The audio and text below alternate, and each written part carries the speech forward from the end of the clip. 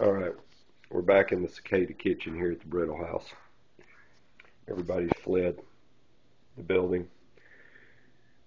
I've cooked these for about 5 minutes now, and I think that's about the consistency we're looking for. Still not hard, but got a little crisp on the outside, which is what we're looking for. So I'm taking them here and putting on a paper towel, so we can get most of the bacon grease off, bacon fat. And you don't want them to be fattening,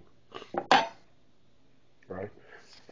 But I figure if you're going to eat something gnarly and potentially even nasty, everybody eats them around the world, so I'm not scared of them. But if you're going to do it, might as well have bacon fat involved. Yeah, you can hear them. They're crunchy. Yep.